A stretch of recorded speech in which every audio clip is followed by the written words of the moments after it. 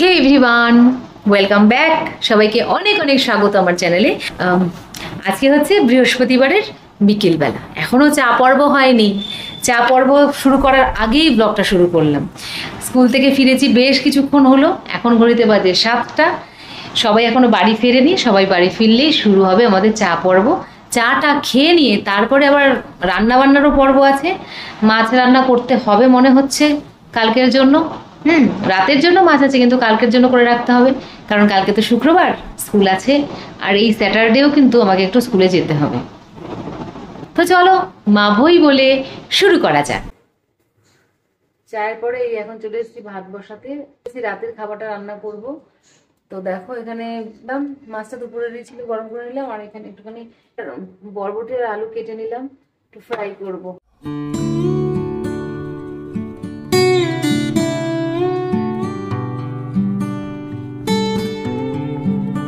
ডিনারের পর চলে এসেছি ওপরের ঘরে ঘুমাতে। আর কাল সকালবেলা উঠে আবার কথা হচ্ছে বন্ধুরা, এখন আর কথা বলার মতো অবকাশ নেই। 12:30 অলরেডি বাজে, এখন ঘুমিয়ে পড়ি। কাল সকাল থেকে আবার সুন্দরভাবে ব্লগটা কন্টিনিউ করব। গুড নাইট সবাইকে। Good morning friends. সকাল থেকে আর ভিডিও অন করা তো দূরস্থ, অনেক কাজই করতে পারিনি। একেবারে স্কুল থেকে ফেরার পথে এই যে বিরিয়ানির দোকান থেকে আবার ভিডিও অন করলাম। আমাদের এখানে একটা নতুন বিরিয়ানির দোকান হয়েছে, পেটুক মহারাজ, ওখান থেকে আজকে বিরিয়ানি কিনলাম। কেন পরে বলছি। আজকে একটা সত্যি যা ঘটনা ঘটেছে না, এখন আমি যাওয়ার সময় বিরিয়ানি কিনে নিয়ে যাচ্ছি। সকালে তো সেই টিপ করে বৃষ্টি হচ্ছিল, বেরোতে পারবো কিনা সেটাই বুঝতে পারছিলাম না। একমাত্র এক্সাম সোমবার থেকে স্টার্ট বলে বেরিয়েছি, আর বেরিয়ে বাপরে বাপ সে বৃষ্টির মধ্যে পড়েছি। জোর বৃষ্টি নেমে গেছিল। আর সব থেকে যেটা মজার কথা সেটা হচ্ছে সকালবেলা আমি ঘুম থেকে কখন উঠেছি বলো তো? যেখানে আমি 6টার সময় ঘুম থেকে উঠি, আজকে উঠেছি 7:50-এ। তারপর কোনো রকমে জাস্ট ছেলে ব্রেকফাস্টটা করে দিয়ে বেরিয়ে গেছি। ভাত আর ডিম সিদ্ধ অবশ্য বসিয়ে গেছিলাম, কিন্তু সে আর নামানো হয়নি। অর্কুর বাবাকে বলেছিলাম নামাতে, হয়তো নামিয়েছে, কিন্তু তবু কি দিয়ে খাবে ছেলেটা সেটা নিয়ে চিন্তা হচ্ছিল যাওয়ার সময়। যাই হোক, যা ভাত ফাত আছে রেখে দেবো, বিকেলে খাওয়া হবে। ছেলেটা এমনিতে অনেকদিন ধরে বিরিয়ানি খাচ্ছে না, অনেকদিনই দিই না। তো আজকে ভাবলাম ওই আমাদের এখানে নতুন একটা দোকান হয়েছে দেখলাম, পেটুক মহারাজ, একদম সামনে। তো সেইখান থেকে এই যে 2 বাটি বিরিয়ানি নিলাম, একটা মাটন একটা চিকেন। এখন বলতে পারে 4:30। তোকে বলেইছিলাম যে একটুখানি ওয়েট কর, একসাথে এসে বিরিয়ানি খাবো, কারণ আমিও তো কিছু লাঞ্চ নিয়ে যাইনি। আমি তো সকাল থেকে কিছু খাইনি বলতে গেলে, শুধু স্কুলে একটা স্টুডেন্টের গতকাল পইতে ছিল, তাই বাড়ির থেকে আজকে মিষ্টি পাঠিয়েছি, তাই 1 পিস মিষ্টি খেয়েছি। আর ব্যাগে করে একটু বিস্কিট নিয়ে এসেছিলাম, তাড়াহুড়ো চলেছে, একেবারে না খেয়ে থাকবো, তো 2টো বিস্কিট খেয়েছিলাম। এই খেয়ে রয়েছি এখন অব্দি। তো যাই হোক, দুজনে গিয়ে এখন বিরিয়ানি খাবো। 2 প্যাকেট নিয়েছি, এতটা লাগবে না, আমি তো পুরোটা খেতেই পারবো না, রেখে দেবো কিছুটা, অল্প করে খাবো। বাড়িতে ভাতও করা আছে, দেখি কি খেতে ইচ্ছা করে, নিয়ে গেলাম।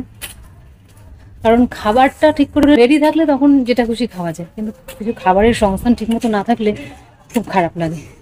তো ছেলেকে বলেছি ওয়েট কর, আমি আসছি। ওয়েট করছে, খাইনি। সকালবেলা ওই ম্যাগি করে দিয়ে গেছিলাম তাড়াহুড়োর চোটে, ওটাই খেয়েছে। কেমন আছো সবাই? আশা করি সবাই ভালো আছো। আমার গল্প তো শুনলেই সকাল থেকে কি চলছে। বৃষ্টি বহুল দিনে উল্টো পাল্টা রুটিন হয়ে গেল, খাওয়া দাওয়া ঠিক নেই, কিন্তু স্কুলটা করে এসেছি, কারণ দায়িত্ব একটা বড় ব্যাপার। কিন্তু বাড়িতেও যেটুকু রান্না করে এসেছি খেতে পারবে। বরবটি ভাজা, ডাল, ভাত, তারপর ডিম সেদ্ধ এই আছে। তা ছেলেকে যদি বলতাম খেয়ে নিস, ডিম সেদ্ধ আছে, ডাল আছে, বরবটি ভাজা আছে, ওই দিয়ে খেয়ে নিস, ও খেয়ে নিত। আমি ইচ্ছা করে একটু আনলাম, মনটাও খুশি হয়ে যাবে ছেলের।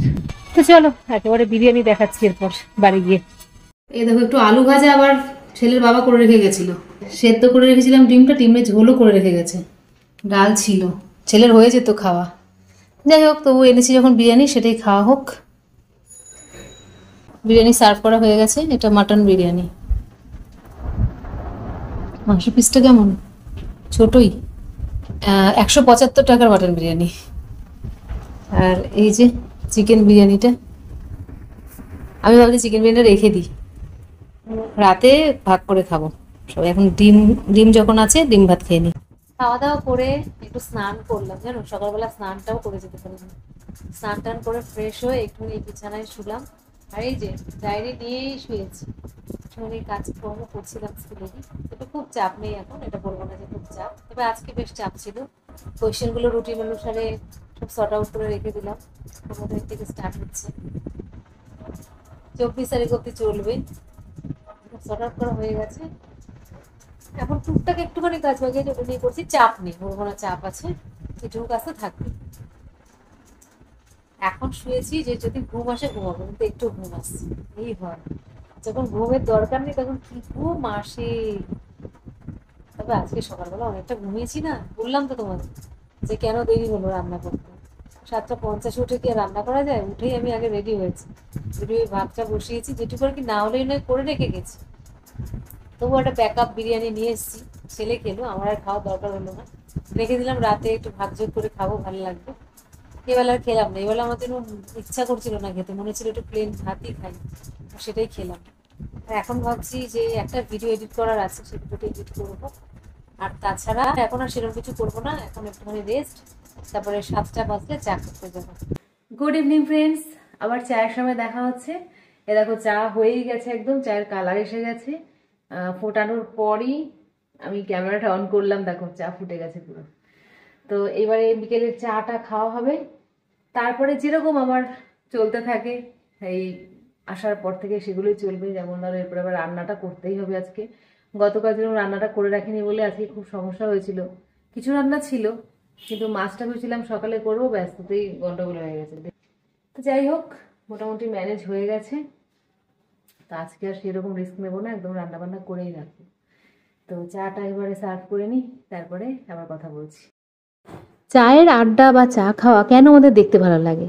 চায়ের আড্ডা বাংলা ভাষায় একটি জনপ্রিয় সামাজিক অভ্যাস। এখানে আড্ডা মানে হলো বন্ধু বান্ধবদের সাথে বসে গল্পগুজব করার একটা সময়। বাংলাদেশ এবং পশ্চিমবঙ্গের মধ্যে চায়ের আড্ডা এক ধরনের সামাজিক মিলন মেলা। এখানে মানুষ চায়ের কাপ হাতে বসে বিভিন্ন বিষয় নিয়ে আলোচনা করে, যেমন জীবনের কথা, রাজনীতি, সাহিত্য, সাংস্কৃতিক ইত্যাদি সমস্ত ধরনের পার্ট কিন্তু এর মধ্যে থাকে। এটি শুধু চা পান করার সময় নয়, বরং মানুষের মধ্যে সম্পর্ক গড়ারও একটা সময় এবং মত বিনিময়েরও একটা গুরুত্বপূর্ণ মাধ্যম। চায়ের আড্ডা সাধারণত বন্ধুবান্ধবদের বা পরিবারের সদস্যদের নিয়ে বাড়িতে, চায়ের দোকানে বা কফি শপে অনুষ্ঠিত হয়। এটি একটি প্রিয় সময় কাটানোর উপায় এবং সামাজিক যোগাযোগের অংশ। তাই চায়ের আড্ডাটা চিরকালই আমাদের মধ্যে একটা অন্যরকম নস্টালজিক ব্যাপার জাগায় এবং একটা আনন্দ দেয়। তাই হয়তো আমার ব্লগে অনেক বন্ধুরাই বলো যে চায়ের আড্ডাটা আমরা মিস করতে চাই না। তাই আজকে তোমাদের চা করাটা পুরোটাই দেখালাম, এবং তার সাথে সাথে চা খাওয়ার পরে আবার ফিরে আসছি আমার এর পরে কি কি কাজ চলবে তা নিয়ে। আর চায়ের সঙ্গে থাকে টা, সেই টাও আজকে গুছিয়ে রাখলাম, দেখতেই পেলে। কারণ এই টা কিন্তু বাঙালি বাড়িতে থাকবেই থাকবে, কারণ শুধু চা খাওয়া বাঙালি বাড়ির তথা কোনো চা প্রেমিকেরই ঐতিহ্য হতেই পারে না। চা রেডি, যে চায়ের সাথে আজকে নিমকি খাওয়া হবে। একটু চললুম চায়ের সভায়, আসি এক্ষুনি। চা খাওয়া হয়ে গেল, রান্নাটাও করে ফেলতে হবে। চিংড়ি মাছ আছে আর মাছ আছে আর মাছের ডিম আছে, দুটোই করবো ভাবছি। চিংড়ি মাছ দিয়ে আলু দিয়ে একটা তরকারি মতো করে নেবো, আর মাছের ডিম দিয়ে আলু দিয়ে একটা ঝোল করে নেবো। হ্যাঁ বন্ধুরা, এক্ষুনি রান্না বান্না স্টার্ট করবো। রাতে চিংড়ি মাছ আর মাছের ডিমটাকে বার করে রেখে দিয়েছি ফ্রিজ থেকে, কারণ বরফ ধরে আছে, এখনই করা যাবে না। একটুখানি ওকে জলের মধ্যে আমি ভিজিয়ে রেখেছি, বরফটা ছেড়ে গেলেই তারপরে আমি রান্নাটা শুরু করবো। এটা দেখতেই পেলে আজকের দিনটা আমার কিরকম হ্যাপাজাপড়ি কাটলো, একদম উল্টো পাল্টা ভাবে দিনটা কাটলো। তো যাই হোক, মাঝে মাঝে এরকম হতেই পারে, সব কিছুকেই স্পন্টেনিয়াসলি স্পিরিট নেওয়া ভালো। কারণ জীবন মানেই আমাদের চ্যালেঞ্জ, জীবন আমাদের জন্য অনেক রকম চ্যালেঞ্জ নিয়ে বসে থাকে, বসিয়ে রাখে, এবং সেটাকে আমরা কিভাবে উতরাই সেই চ্যালেঞ্জটাকে, এটাই আমাদের দেখবার বিষয়। সেই চ্যালেঞ্জটা নিয়ে আমরা কি ঘাবড়ে যাই, নাকি তার জন্য নানান রকম ভাবে প্ল্যান করে ঠিকঠাক ভাবে আবার একটা মোটামুটি ম্যানেজেবল জায়গায় নিয়ে আসি, সেটাই দেখার। তো চলো, আজকের ব্লগটা এই বার্তা দিয়ে শেষ করলাম যে যে কোনো পরিস্থিতি আচমকা আমাদের জীবনে ঘটতেই পারে। হয়তো আমরা কখনো ভাবি না, আমি যেরকম ভাবিনি যে আমার ঘুমতে ঘুরতে লেট হবে, কারণ আমি 2-3টে অ্যালার্ম দিয়ে রাখি।